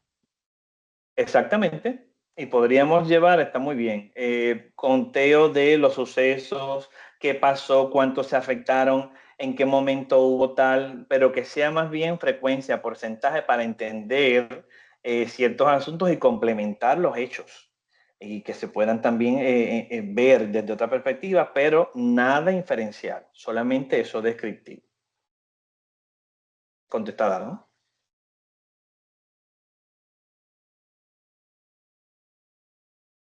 Muy bien, Sí, gracias. Perfecto. Vamos al análisis de contenido. El análisis de contenido ya les dije que no lleva seres humanos. Este es el autor clásico para citar. Tiene su publicación ya de 2018. Creo que no ha sacado ninguna publicación, o sea, una edición nueva de su libro. Y básicamente lo que estamos buscando es el entendimiento de los asuntos por medio de contenidos que los seres humanos ya han dejado plasmar sus ideas ahí. Por tanto, se identifican y relacionan diversos temas que emergen de los contenidos. En su publicación dice texto porque su publicación es más para análisis de documentos en sí, pero que también puede trabajarse con cualquier tipo de contenido.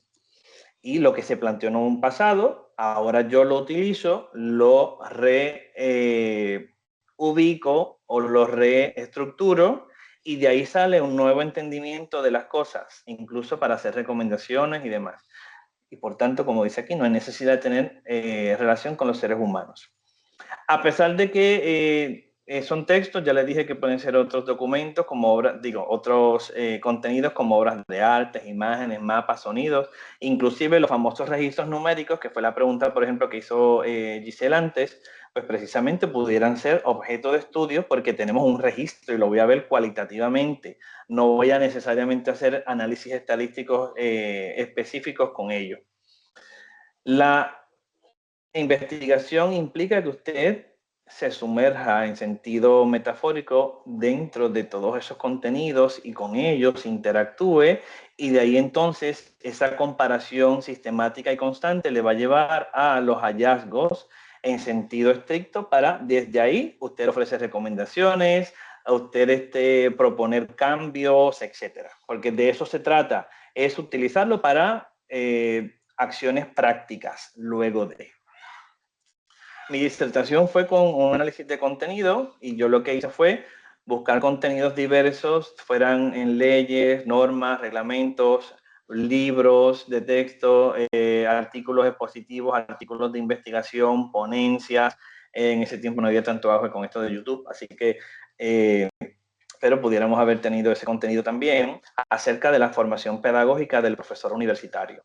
Y con todo lo que yo encontré en recomendaciones, procesos, problemas, dificultades, todo lo que había ahí, las normativas también, entonces propuse una formación pedagógica inicial para el profesor universitario. Y ese viene siendo el producto, o sea, de todo el análisis de contenido que hice, de ahí salió ese producto. Es para que vean que se puede lograr y no hubo seres humanos involucrados en ningún momento. pero sí pasé mucho trabajo. Diseño de teoría emergente. Diseño de teoría emergente, vamos a ver bien claro que es presentar una explicación teórica para aquello que no lo tiene. Sus autores clásicos o los que comenzaron con esto fueron Gleiser y Strauss. Luego Gleiser se separó en sus publicaciones de Strauss y Strauss se unió a Corbin. Chismes de estos que tenemos así metodológicos, pero bueno. Yo siempre hablo que estaban casados, se divorciaron y la gente sí, pero ¿eran casados de verdad? Yo no, en la publicación. Así que a nivel conceptual amplio, ellos presentaron cómo generar una teoría, pero luego, como les digo, Strauss unió a Corbin y unieron sus esfuerzos para hacer un proceso más sistemático, un orden, y por eso es que se ha tenido mucho éxito, porque hay un orden a seguir. Incluso se utiliza para análisis cualitativo, la parte específica de el análisis de la información que ellos tienen como parte del proceso. Y entonces, cuando yo utilizo esto, pues mira, hay teorías que ya están establecidas y usted encuentra que no se puede explicar por medio de esas teorías lo que ocurre hoy. Pues ya buscamos la generación por medio de la investigación. Claro, pero para generar una explicación teórica, esto no se hace con dos personas, con dos documentos. Esto se hace con en torno a 30, 50 participantes, en el caso de que sea necesario y meritorio sea un número tan amplio, porque hay una observación sistemática, así que hay una recopilación de información más allá. Ya mismo contesto la pregunta de Giselle. Y entonces, en este aspecto, pues la generación de información debe ser más exhaustiva, más completa, porque vamos a identificar unos patrones específicos para yo poder decir que esto, cuando ocurre así, es por esto, por esto y por esto.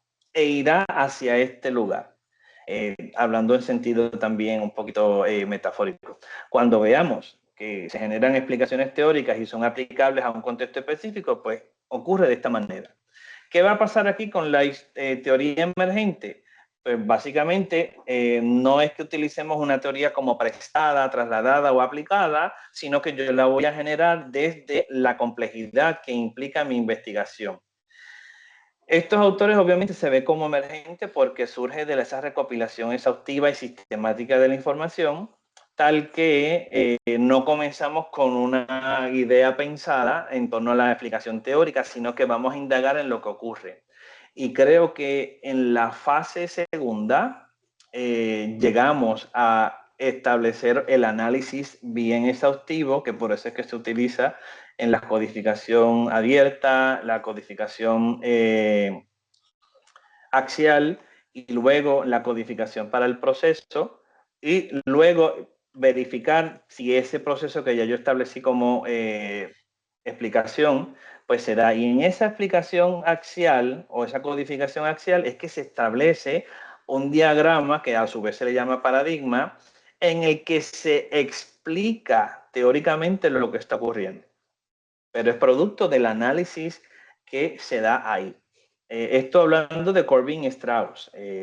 Gleiser tendrá su método y Charmas, que es otro de los autores, tendrá su método también para la explicación teórica. Pero así se ve entonces la rigurosidad de esto. Y luego hay que no ponerlo a prueba, sino realmente volver a observar a la luz de lo que ya establecí en mi análisis y entonces se pudiera verificar que todo lo establecido es correcto. Ahora sí, la pregunta de Giselle. Sí, la pregunta de Giselle es, ¿se podría decir que hoy en día es necesario usar un programa para hacer análisis de contenido para ser aceptada la investigación? Aunque el material se preste para hacerlo, digamos, a mano. De igual manera, con TED emergente, En toda con investigación teoría emergente. cualitativa, en toda investigación cualitativa, podemos hacer el análisis a mano. Les digo que el análisis con los programas que hay para hacer análisis simplemente es para ayudarnos, porque muchas veces tenemos cosas muy extensas y lo que hace el programa precisamente es pues, ayudarme a separar los contenidos y que cuando yo eso lo exporte a Word, pues yo tenga todo organizado. pero yo tengo estudiantes tan cerca como el semestre pasado, dando esta clase de análisis cualitativo, que dijeron, profesor, yo me voy a ir a la antigua, porque no puedo con el programa, no me descarga, no lo tengo, estoy de lejos, no puedo venir a la universidad. Y yo les expliqué cómo hacerlo a mano. Vaya seleccionando contenidos y vaya clasificándolos dentro de sus categorías y demás. Y el producto que puede salir del programa, usted lo va haciendo de una vez. Así que no hace falta que usted le diga a las personas, es que voy a utilizar un programa para hacerlo.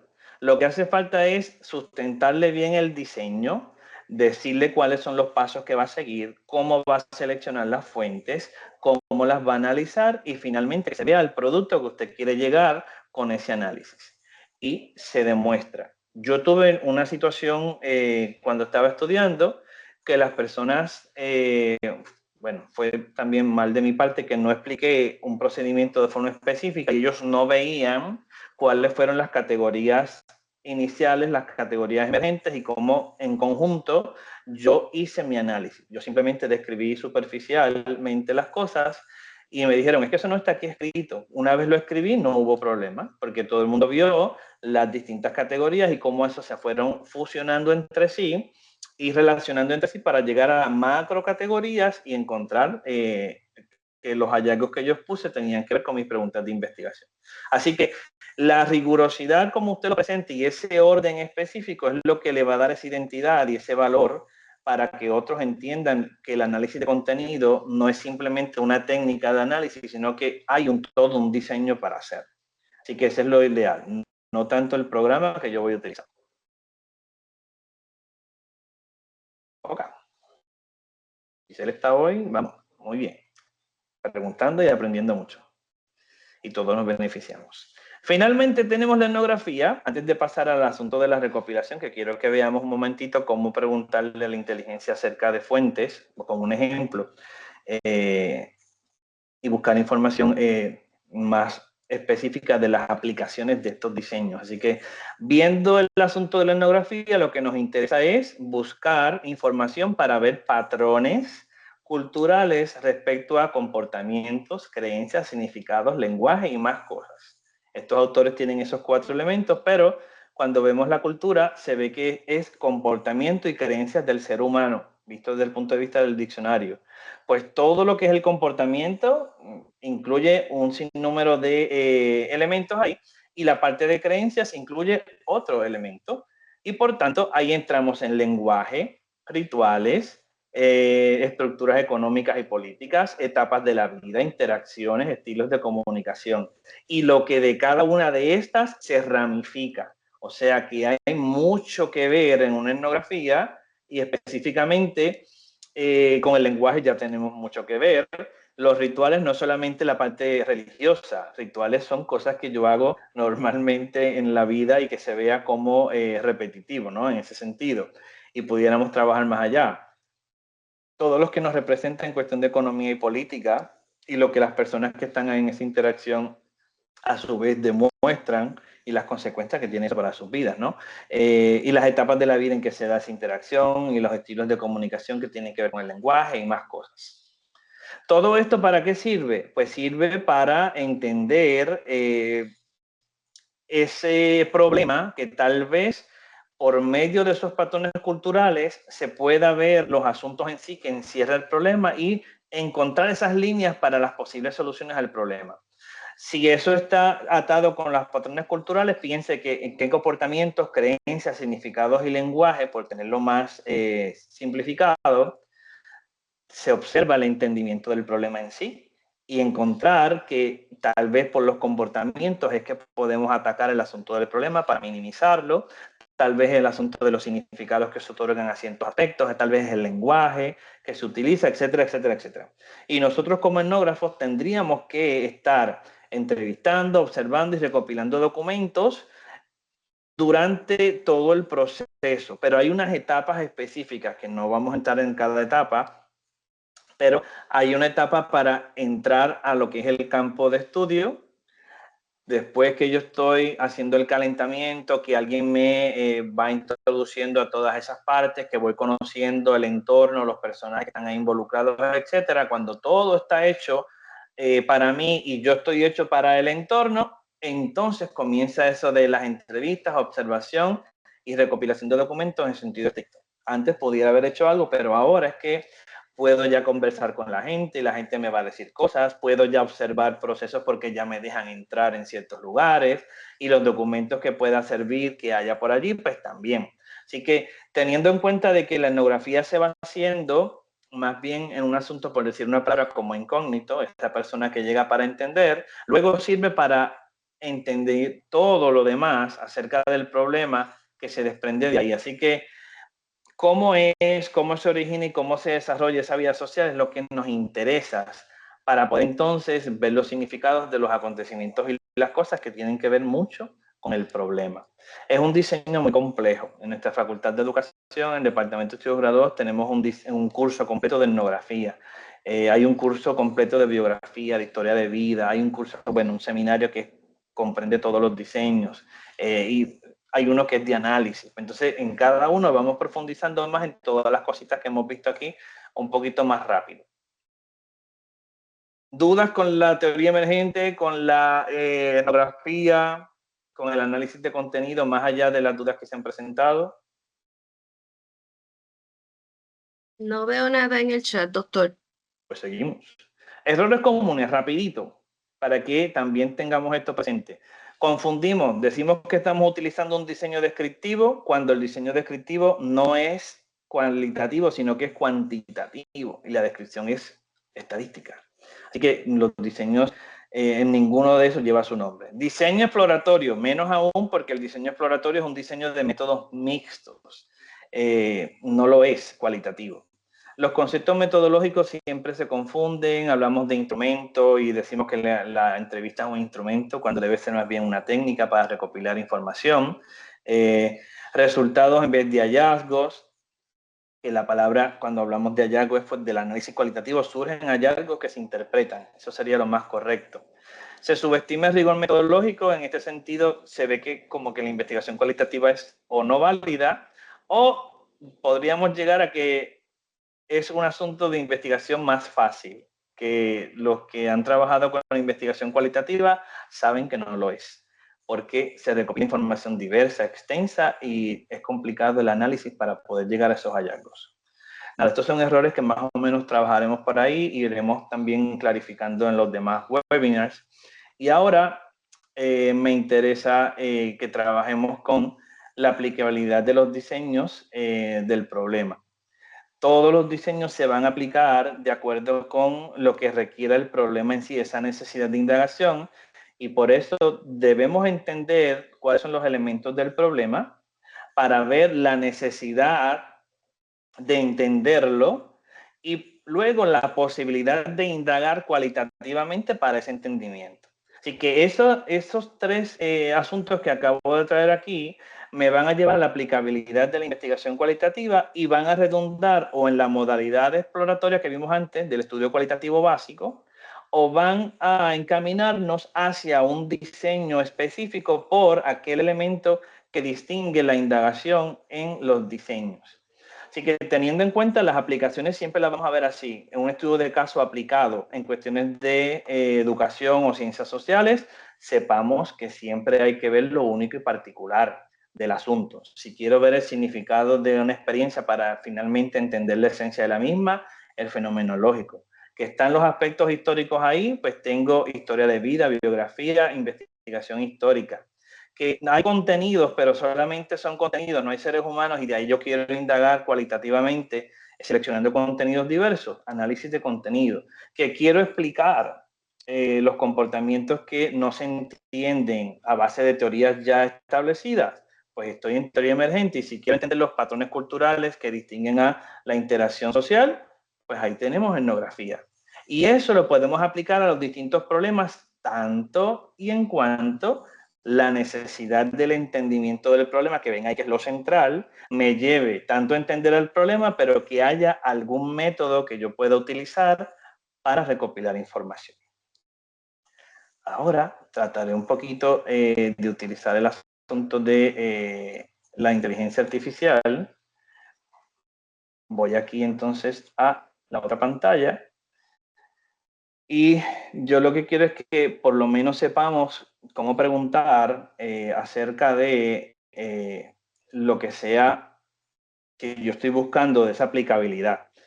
Estoy utilizando Gemini, realmente de eso lo trae Google, se puede pagar y cuando pagamos tenemos obviamente más información más específica, pero simplemente hoy yo lo que quería era que viéramos cómo buscar y que no aparezcan fichas inventadas, que no tergiverse la información, etcétera. El ejemplo de prompt que tengo es buscar artículos de investigación cualitativa con diseño de estudio de casos. Ya le estoy diciendo que es investigación educativa, son artículos. Eh, el diseño de estudio de caso. El tema que yo estoy trabajando ahí es evaluación del aprendizaje de educación universitaria, que estén publicados de 2020 al presente. Y le dije bien claro, no invente fichas para que busque algo real. A veces me contesta y me dice que no puede hacerlo, bueno, pues porque estas cosas son de pago y te daría algo mejor. Pero vean aquí ejemplos de artículos, cómo me va generando.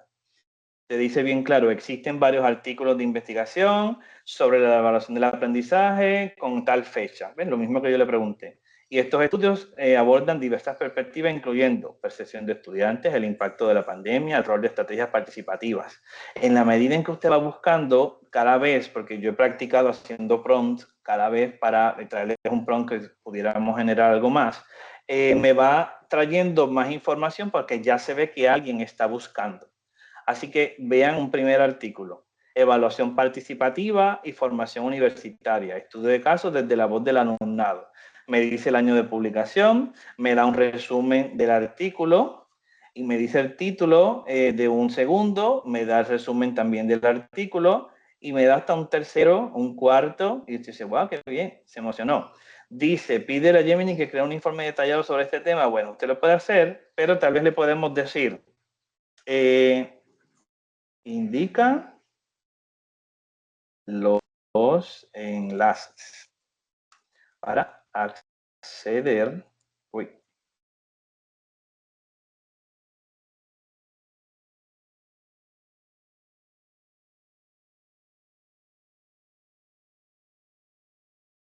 Y mire, está el enlace y le dice el artículo. Y así vemos que el artículo es real, que no es inventado por la inteligencia artificial, porque muchas veces se criticó este asunto de alguna manera y por tanto, pues, que veamos el asunto de poder trabajarlo. Lo trae rapidito así con algo de educación que yo sabía que había trabajado en algún momento y que salían cosas en búsqueda por otros buscadores, pero ya que trabajamos con inteligencia, pues ahí está.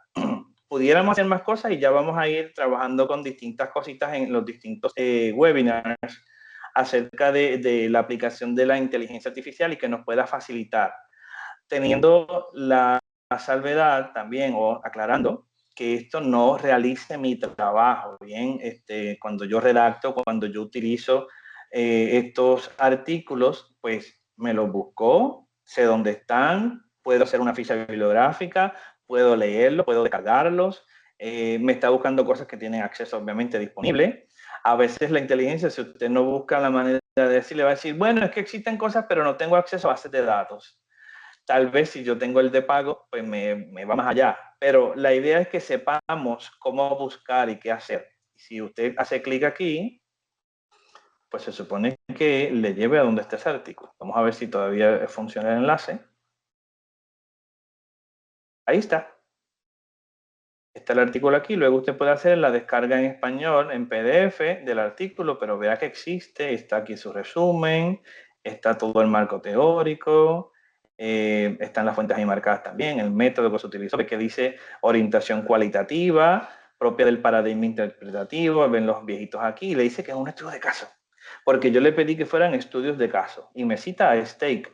Y luego, centrado en las particularidades y singularidades del contexto determinado, enmarcado en titulaciones de grado maestro, educación infantil y educación primaria y el máster universitario en psicopedagogía de la Universidad de Jaume, en Castellón, España. Cuando veo eso, ya yo me está diciendo que las particularidades y singularidades distinguen al estudio de caso, así que debe estar bien utilizado, que eso también debe formar parte de mi juicio, interpretación y más. Y puedo ver el asunto desde el contexto en el que está. Ve que hay maestro de educación infantil y educación primaria y el máster. Son 3 programas diferentes en los que se basa esta investigación cualitativa que está por aquí. Ven el procedimiento, ven aquí que el asunto del instrumento, que a mí no me gusta que utilicen eso, pero bueno, estamos hablando de una publicación tal vez de España, por lo que veo, así que se ve bien claro lo que están haciendo, el análisis está, fíjese qué bonito este asunto de un diagrama para entender lo que ellos están teniendo como categorías de análisis, habría que leer para entender todo lo que está ahí.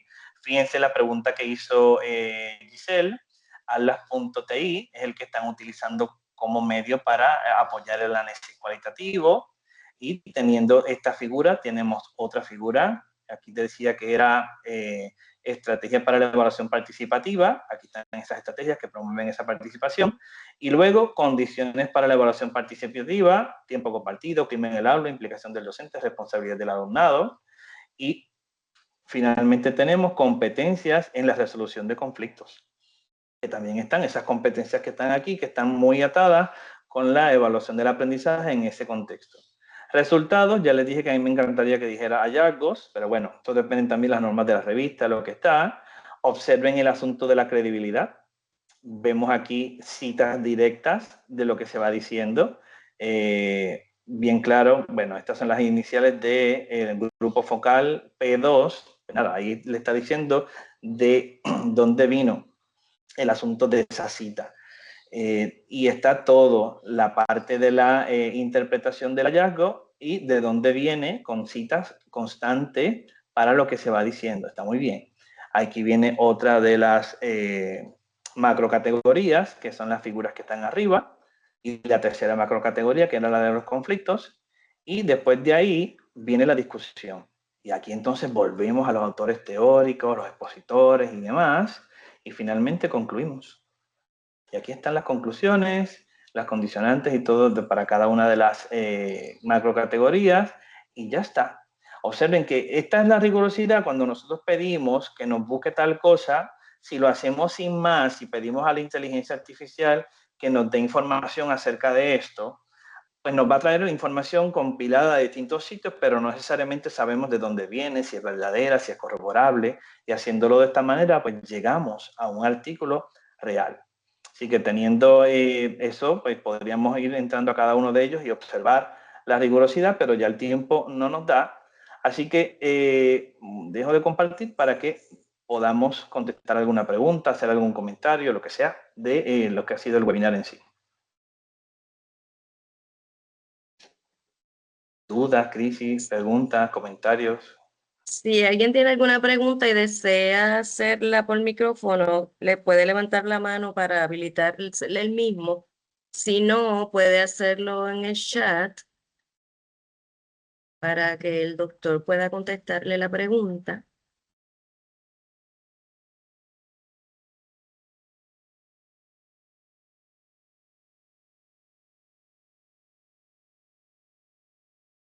Bueno, gente, a fin de cuentas, este es como que el inicio del ciclo de webinars, simplemente para centrar el pensamiento en torno a lo que vamos a seguir. Habrá uno de técnicas, habrá uno de calidad de las interpretaciones, y hay 2 que son para el análisis cualitativo.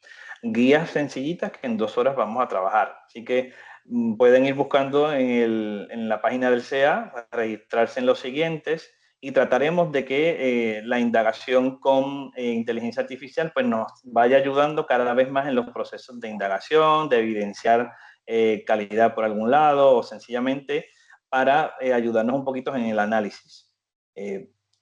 No va a ser tanto como algún programa, pero que sí podamos guiarnos en ese proceso, y eso es lo que nos interesa.